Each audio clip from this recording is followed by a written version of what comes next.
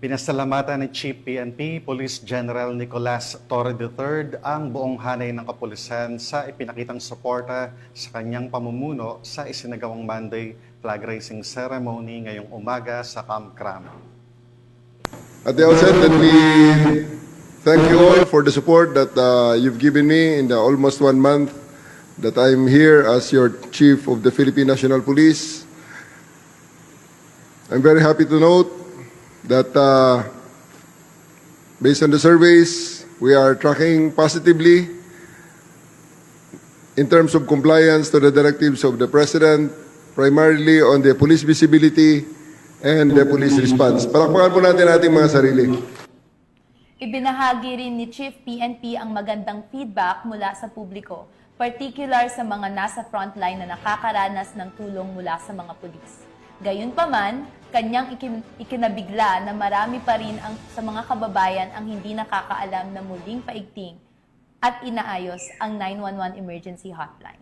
I'm very happy for the feedback of our kababayan, especially those yung mga nasa frontline na nakakakuha ng tulong sa ating kapulisan.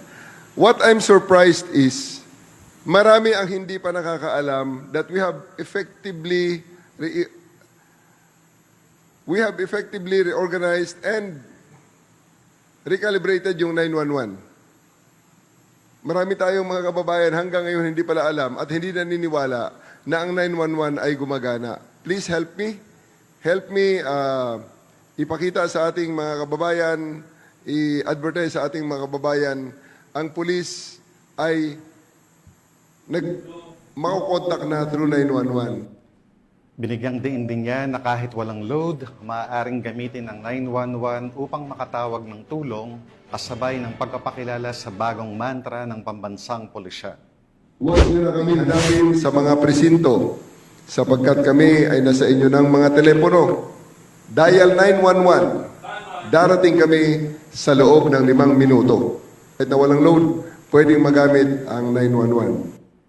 Ang mensahe ni Police General Torre ay bahagi ng patuloy na kampanya ng PNP na palakasin ang tiwala ng publiko sa serbisyo, kahandaan at presensya ng kapulisan sa lahat ng oras.